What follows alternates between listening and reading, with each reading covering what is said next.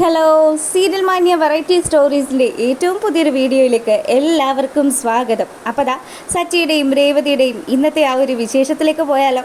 അങ്ങനെ നമ്മുടെ സച്ചി വന്നതും രവി ആണെങ്കിൽ ലക്ഷ്മിയും ദേവും ഒക്കെ രേവതിയെ കൂട്ടാൻ വന്നതാണ് എന്നുള്ള കാര്യമൊക്കെ പറയുകയാണ്. ഇത് കേട്ട പാടെ തന്നെ സച്ചി ആണെങ്കിലോ, അല്ല അതിപ്പോൾ ഈ ആടിമാസം എന്നൊക്കെ പറഞ്ഞാൽ എന്താ വെച്ചാൽ ഇതൊക്കെ നമ്മൾ ഈ സിനിമയിലൊക്കെ കാണുന്ന പോലെയാണോ എന്നൊക്കെ ചോദിക്കുമ്പം അത് തന്നെയാണ്.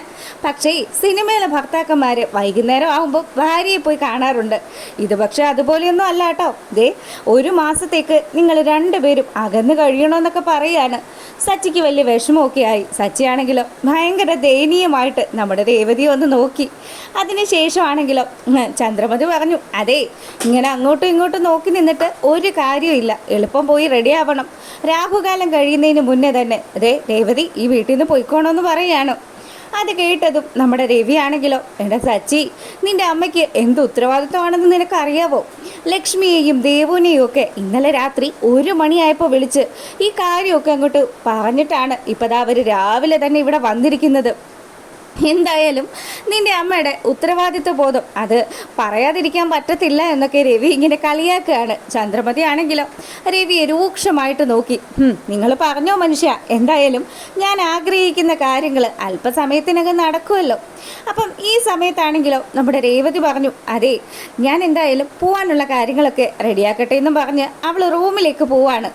അവർ പോയ ആ ഒരു സമയത്താണെങ്കിലും ചന്ദ്രമതി എന്തായാലും അല്പസമയത്തിനകം ഇവളിവിടുന്ന് പോകും. ആ സമയമാണെങ്കിൽ അന്ന് മുതൽ എൻ്റെ ശ്രുതിയും ഒന്നായിട്ട് ജീവിച്ചാൽ ഞാൻ ആഗ്രഹിക്കുന്ന പോലെ തന്നെ എൻ്റെ ശ്രുതിക്കും ഒരു കുഞ്ഞു പിറക്കും. എന്തായാലും സച്ചിയും രേവതിയും രണ്ടും 2 തട്ടിലേക്ക് പോവുകയും ചെയ്യും. താൻ ആഗ്രഹിച്ച രീതിയിലൊക്കെ കാര്യങ്ങൾ വരുന്നുണ്ടല്ലോ.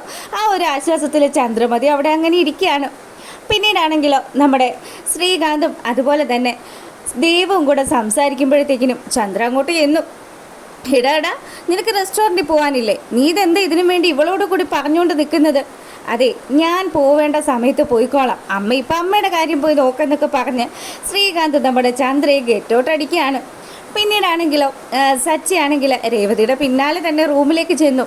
അവൾ ആ ഒരു ബാഗൊക്കെ എടുക്കുന്ന സമയത്ത് സച്ചിക്കാണെങ്കിൽ നല്ല സങ്കടമുണ്ട്. സച്ചി നേരെ പോയിട്ട് രേവതിയോട് പറഞ്ഞു, അതെ ഇന്ന് പോണോ? ശരിക്കും പറഞ്ഞാൽ നമ്മൾ ഇപ്പോഴല്ലേ ഒന്ന് അടുത്ത് ജീവിക്കുന്നത്. അപ്പം ഇങ്ങനെയൊക്കെ പറയുമ്പോഴത്തേക്കിനും സച്ചിയുടെ കണ്ണുകളിലേക്ക് അങ്ങനെ തന്നെ നോക്കുകയാണ് രേവതി. പിന്നീടാണെങ്കിലോ ലക്ഷ്മിയമ്മയും ദേവും കൂടെയൊക്കെ ഇരുന്ന് സംസാരിക്കുകയാണ്. അപ്പോൾ രവിയോട് പറഞ്ഞു, അതെ രവിയേട്ടാ ഞങ്ങൾ അന്ന് വിളിക്കാൻ വന്നതാണ്, പക്ഷേ അന്ന് ഇതൊന്നും പറയാനുണ്ടായിരുന്നൊരു സാഹചര്യം അല്ലായിരുന്നല്ലോ. എന്തായാലും ഇപ്പം കാര്യങ്ങളൊക്കെ അനുകൂലമായിട്ട് വന്നു. ചന്ദ്രമതി ചേച്ചി തന്നെ ഇതിന് മുൻകൈ എടുത്തല്ലോ എന്നൊക്കെ പറയുമ്പോൾ ചന്ദ്രയ്ക്ക് ദേഷ്യം വരികയാണ്. ദേവു പറഞ്ഞു, അതെ അത് തന്നെയാണ്, രാത്രി 1 മണിയായപ്പം വിളിച്ച് പറഞ്ഞതല്ലേ. എന്തായാലും ഇന്നിപ്പോൾ ചേച്ചിയെ ഞങ്ങൾ അങ്ങ് കൊണ്ടുപോവാണ്. 1 മാസത്തിന് ശേഷം ചേച്ചിയെ തിരികെ വിട്ടോളാന്ന് പറഞ്ഞു. അത് തന്നെയാണ് വേണ്ടത്. എന്തായാലും ലക്ഷ്മി നീ അധികം സംസാരിക്കുകയൊന്നും വേണ്ട, മകളെയും കൂട്ടിയിട്ട് പോകാനുള്ള കാര്യങ്ങൾ നോക്കാൻ ചന്ദ്ര പറയുകയാണ്. ചന്ദ്രമതിയുടെ ഈ ഒരു സംസാരമൊക്കെ കേട്ട് കഴിയുമ്പം രവിക്ക് ശരിക്കും അങ്ങ് ദേഷ്യം വന്നു. രവി ആണെങ്കിൽ ചന്ദ്രയെ ഒന്നിങ്ങനെ നോക്കി. അതിനുശേഷമാണെങ്കിലും നമ്മുടെ സച്ചിയും രേവതിയും കൂടെ ആ ഒരു സ്റ്റെപ്പൊക്കെ ഇറങ്ങി ഇങ്ങ് വരികയാണ്. അപ്പോൾ ഇവരെ കണ്ട പാടെ തന്നെ നമ്മുടെ ലക്ഷ്മിയും ദേവും ഒക്കെ ഒന്ന് നോക്കി. അവർക്കാണെങ്കിൽ നല്ല സന്തോഷമായി. ഭാര്യയും ഭർത്താവും അത്രയധികം ഇപ്പം അടുപ്പത്തിലാണല്ലോ ഉള്ളത്. അങ്ങനെ തൻ്റെ മകളെ കൂട്ടാനായിട്ട് വന്ന ആ ഒരു അമ്മയുടെ കണ്ണുകളൊക്കെ നിറയുകയാണ്. അമ്മയാണെങ്കിൽ ദേവുവിനോട് പറഞ്ഞു, മോളെ കണ്ടില്ലേ, സച്ചിക്ക് രേവതിയെ പിരിയാനായിട്ട് ഭയങ്കര സങ്കടമാണെന്ന് തോന്നുന്നു, അവൻ്റെ മുഖത്ത് നല്ല സങ്കടമൊക്കെ ഉണ്ടെന്ന് പറഞ്ഞു. രേവതി ആണെങ്കിലോ ഇറങ്ങി വരുന്ന സമയത്ത് നമ്മുടെ സച്ചിയോട് പറഞ്ഞു, അതെ നിങ്ങൾക്ക് എന്നെ കാണാതെ ഇരിക്കാൻ പറ്റുമോ ചോദിക്കുമ്പോഴത്തേക്കിനും സച്ചിയാണെങ്കിലോ രേവതിയെ ഒന്നിങ്ങനെ നോക്കി. അതിനുശേഷം അവനിങ്ങനെ പറഞ്ഞു, അതെ എനിക്ക് കാണാതിരിക്കുമ്പോൾ സങ്കടം ഉണ്ടെന്ന് പറഞ്ഞു കഴിഞ്ഞാൽ നിനക്കും അതുപോലെ സങ്കടം ഉണ്ടാകുമോ എന്ന് ചോദിക്കുകയാണ്. അങ്ങനെ 2 പേരും കണ്ണിൽ നോക്കി. അപ്പം ചന്ദ്രയാണെങ്കിലോ, അതെ ബാക്കി നോട്ടമൊക്കെ പിന്നെ നോക്കാം, ഇപ്പം രാഹുകാലമായി, എളുപ്പം ആവട്ടെ എന്ന് പറഞ്ഞു. അങ്ങനെ സച്ചിയും രേവതിയും കൂടെ താഴേക്ക് ഇറങ്ങി വന്നു. പിന്നീടാണെങ്കിലോ അച്ഛനോടും അതുപോലെ തന്നെ അമ്മയോടും ഒക്കെ യാത്ര പറയുകയാണ്. എന്തായാലും ശ്രീകാന്ത് പറഞ്ഞു, ചേച്ചി നല്ല കാര്യം തന്നെയാണ്, സച്ചിയേട്ടനൊന്ന് ഒതുങ്ങാനായിട്ട് ചേച്ചി വീട്ടിൽ പോകുന്നത് എന്തുകൊണ്ട് നല്ലതായിരിക്കും എന്ന് പറഞ്ഞ് കളിയാക്കുകയാണ്. അപ്പോൾ ഉടനെ സച്ചി നമ്മുടെ ശ്രീകാന്തിനെ ഒന്നിങ്ങനെ നോക്കി ഡാ എന്നുള്ള രീതിയിൽ. പിന്നീട് നമ്മുടെ രേവതിയോട് രവി പറഞ്ഞു, അതെ മോളെ, എന്തായാലും നീ ഇറങ്ങാൻ തുടങ്ങുകയാണല്ലോ, എളുപ്പം പോയി പൂജാമുറിയിൽ പോയിട്ട് ഒന്ന് പ്രാർത്ഥിച്ചേക്കെന്ന് പറഞ്ഞു. അങ്ങനെ അവൾ നേരെ ആ ഒരു പൂജാ റൂമിൽ ചെന്ന് അവിടുത്തെ ഭഗവാനോട് ഡെയിലി വിളക്ക് വെച്ച് പ്രാർത്ഥിക്കുന്നതാണല്ലോ, അതുകൊണ്ട് തന്നെ ഈശ്വരനോട് അനുവാദമൊക്കെ വാങ്ങിച്ചു. അവിടുന്ന് പുള്ളിക്കാരി ഇങ്ങ് വരുമ്പോഴത്തേക്കിനും അച്ഛ എന്നാൽ ശരി അച്ഛ, ദേ സമയത്തിന് മരുന്നും ഭക്ഷണമൊക്കെ കഴിക്കണം കേട്ടോ, അതുപോലെ തന്നെ അച്ഛൻ്റെ കാര്യങ്ങളൊക്കെ നോക്കാൻ ഇവിടെ ഞാനുണ്ടെന്നും പറഞ്ഞ് ചന്ദ്രമതി കലഹിക്കാൻ തുടങ്ങുമ്പോഴത്തേക്കിനും രവിയാണെങ്കിൽ ചന്ദ്രയെ ഒന്ന് രൂക്ഷമായിട്ട് നോക്കി. ചന്ദ്രയാണെങ്കിലോ പിന്നീട് ഒരക്ഷരം പോലും മിണ്ടിയിട്ടില്ല. അങ്ങനെ രേവതി നേരെ അവിടുന്ന് ഇറങ്ങാൻ പോകുമ്പം രവി പറഞ്ഞു, അല്ല മോളെ, ശ്രുതിയോടും യാത്ര പറയണ്ടേ, ഒരു കാര്യം ചെയ്, മോള് പോയി പറഞ്ഞിട്ട് വാന്ന് പറഞ്ഞു. അങ്ങനെ രേവതി മേളിലേക്ക് കയറി പോവാണ്. അവിടെ ചെന്നതും അവരുടെ ഡോറിൽ തട്ടുമ്പോഴത്തേക്കിനും ശ്രുതിയാണ് റൂം തുറന്ന് പുറത്തേക്ക് വരുന്നത്. എന്താ വന്നേന്ന് ചോദിക്കുമ്പം അതെ ശ്രുതി ഇല്ലേ എന്നുള്ള രീതിയിൽ രേവതി അകത്തോട്ട് നോക്കുകയാണ്. അപ്പോഴത്തേക്കിനും ശ്രുതി വന്നു. എന്താ ഭക്ഷണമായിട്ട് വിളിക്കാൻ വന്നതാണോ എന്ന് ചോദിക്കുമ്പം അതേടി ഭക്ഷണമായിട്ട് വിളിക്കാൻ വന്നതാ, ദേ നിനക്ക് വല്ലതും വേണമെങ്കിൽ താഴെ വന്ന് വെച്ചുണ്ടാക്കി കഴിക്കണമെന്ന് സച്ചി ദേഷ്യപ്പെടുമ്പോഴത്തേക്കിനും ശ്രുതിക്ക് ശരിക്കും അങ്ങ് ദേഷ്യം വന്നു.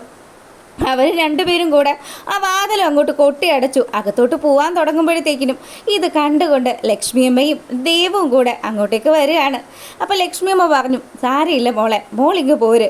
രേവതിയാണെങ്കിൽ കണ്ണൊക്കെ നിറഞ്ഞ് കണ്ണൊക്കെ തുടച്ചുകൊണ്ട് ഇങ്ങോട്ട് ഇറങ്ങി വരുമ്പം സച്ചി പറഞ്ഞു, അതെ നീ ഇതൊന്നും ആലോചിച്ച് വിഷമിക്കുമൊന്നും വേണ്ട, അവനോടും അവളോടും ഒക്കെ പോവാൻ പറ, ഇനി അടുത്ത ദിവസം മുതൽ കാണാമല്ലോ, ആരാണ് കഷ്ടപ്പെട്ട് ഫുഡൊക്കെ ഉണ്ടാക്കാൻ പോകുന്നതെന്ന്.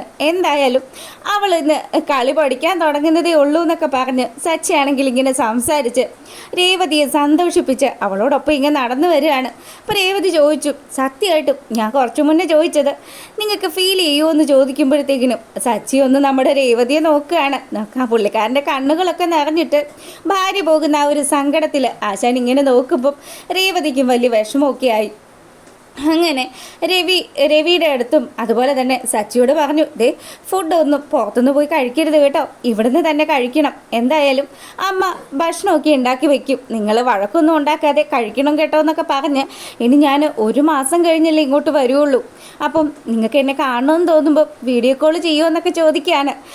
ചെയ്യാന്നൊക്കെ പറഞ്ഞ് സച്ചി അവളെ പറഞ്ഞു വിടാൻ ഒരുങ്ങുമ്പോൾ നമ്മുടെ ദേവും ശ്രീകാന്തും കൂടെ സംസാരിക്കുകയാണ്. അതെ എടാ, എങ്ങനെയുണ്ട് നിൻ്റെ വർഷയുടെ കാര്യം, വർഷ നിന്നെ വിളിക്കാറുണ്ടോ എന്നൊക്കെ ദേവു ചോദിക്കുകയാണ്. അപ്പോൾ ശ്രീ പറഞ്ഞു, ഇല്ലടി, ഞങ്ങൾ ചുമ്മാ ഒരു ഫ്രണ്ട്ഷിപ്പ് മാത്രമേ ഉള്ളൂ, എന്തായാലും അവളുടെ കാര്യത്തിൽ എനിക്ക് അത്ര വലിയൊരു കോൺഫിഡൻസ് ഒന്നും ഇല്ല, പിന്നെ അതുമല്ല അവൾ എൻ്റെ അച്ഛൻ്റെ ജന്മശത്രുവിൻ്റെ മകളാണ് എന്നുള്ള കാര്യം കൂടി ശ്രീകാന്ത് ഇങ്ങനെ പറയുമ്പോഴത്തേക്കിനും ദേവു പറഞ്ഞു, അയ്യോ അങ്ങനെയൊക്കെയാണോ, അതേടി, അത് കാരണം അവൾ വിളിക്കുന്ന സമയത്ത് ഞാൻ ഫോണൊന്നും എടുക്കാറില്ല എന്നും അവൻ മറുപടി പറയുകയാണ്. പിന്നീടാണെങ്കിലോ രേവതി ആ ബാഗൊക്കെ എടുത്ത് ഇറങ്ങാൻ തുടങ്ങുമ്പോഴത്തേക്കിനും നമ്മുടെ സച്ചി ചോദിച്ചു, അമ്മേ ഞാൻ കൊണ്ടുപോയി വിടട്ടെ എന്ന്. വേണ്ട മോനെ, എന്തായാലും മോൻ ഇനിയിപ്പോൾ ഓട്ടോ ഒക്കെ ഉള്ളതല്ലേ, മോൻ പോയിക്കോളൂ, മോൻ്റെ ജോലിയൊക്കെ ചെയ്തോളൂ, അമ്മ ഓട്ടോയ്ക്കാണ് വന്നത്, ആ ഓട്ടോയ്ക്ക് തന്നെ ഞാനും ദേവും രേവതിയും കൂടെ പോയിക്കോളാം എന്നൊക്കെ പറയുമ്പോഴത്തേക്കിനും സച്ചിക്ക് വലിയ വിഷമമൊക്കെ ആയി. സച്ചി ആണെങ്കിലോ രേവതിയെ ഇങ്ങനെ കണ്ണെടുക്കാതെ നോക്കുകയാണ്. അങ്ങനെ ഇവിടെ ഈ കാര്യങ്ങളൊക്കെ നടക്കുമ്പോഴാണെങ്കിലോ നമ്മുടെ ചന്ദ്രമതി ആണെങ്കിൽ ഉള്ളുകൊണ്ട് ഇങ്ങനെ സന്തോഷിക്കുകയാണ്. എന്തായാലും താൻ വിചാരിച്ചതുപോലെ തന്നെ കാര്യങ്ങളൊക്കെ വന്ന് ഭവിച്ചല്ലോ. രേവതിയും സച്ചിയും ഇനി 1 മാസക്കാലത്തേക്ക് അവരകന്ന് തന്നെ നിൽക്കുമല്ലോ. ആ ഒരു സന്തോഷത്തിൽ ഇവരിങ്ങനെ നിൽക്കുകയാണ്. അങ്ങനെ ഇറങ്ങാൻ തുടങ്ങുന്ന സമയം കൂടെ നമ്മുടെ രേവതി സച്ചിയെ ഇങ്ങനെ നോക്കുമ്പോഴത്തേക്കിനും സച്ചിയാണെങ്കിലോ വളരെ ദയനീയമായ രീതിയിൽ രേവതിയെ നോക്കുകയാണ്. അതിനുശേഷം അവൾ പതുക്കെ നടന്ന് ആ ഒരു ഓട്ടോയുടെ അടുത്തേക്ക് ചെല്ലുകയാണ്. ഓട്ടോയിൽ കയറുന്ന ആ ഒരു സമയത്തും കൂടെ നമ്മുടെ സച്ചിയെ കണ്ണെടുക്കാതെ നോക്കുകയാണ് രേവതി. പിന്നീടാണെങ്കിലോ അവൾ സച്ചിക്ക് ടാറ്റയൊക്കെ കൊടുത്തു. അപ്പോൾ സച്ചിയും രേവതിക്ക് ടാറ്റയൊക്കെ കൊടുത്തു. അങ്ങനെ അവർ വളരെയധികം വിഷമത്തോടു കൂടി ഇവിടെ വെച്ച് പിരിയാണ്. അപ്പം രേവതി പോകുന്ന ആ ഒരു സമയം സച്ചിക്ക് എന്തൊക്കെയോ ഒരു വലിയ കാര്യം എന്തൊക്കെയോ നഷ്ടപ്പെട്ട പോലെയുള്ളൊരു ഫീലിംഗ് ആണ്. അവളുടെ ആ ഒരു മുഖവും അവളുടെ ആ ഒരു പ്രസൻസും ഒക്കെ സച്ചിയുടെ മനസ്സിൽ ഇങ്ങനെ മിന്നി മറയുമ്പോഴത്തേക്കിനും സച്ചി ഒരു കാര്യം ആലോചിച്ചു. അച്ഛമ്മയുടെ വീട്ടിൽ വെച്ചിട്ട് രേവതി വെള്ളത്തിൽ പോയ ആ ഒരു സമയമുണ്ടല്ലോ, അപ്പോൾ സച്ചി ചാടി രക്ഷപ്പെടുത്തിയതും ആ കാര്യങ്ങളൊക്കെ സച്ചി ഇങ്ങനെ ആലോചിക്കുകയാണ്. പിന്നീടാണെങ്കിൽ നമ്മളെ കാണിക്കുന്നത് വർഷയാണ് കേട്ടോ. വർഷ നിർത്താതെ നമ്മുടെ ശ്രീകാന്തിനെ വിളിച്ചുകൊണ്ടിരിക്കുകയാണ്. അപ്പോൾ ശ്രീ ആണെങ്കിലോ വർഷയുടെ കോള് കണ്ടതും വേണ്ട എടുത്താൽ ശരിയാകില്ല. വർഷയാണെങ്കിൽ പിന്നീടും വിളിച്ചുകൊണ്ടേയിരിക്കുന്നു. അങ്ങനെ ഒരു രക്ഷയില്ലാതെ നിൽക്കുന്ന വർഷയെ കാണിക്കുകയാണ്.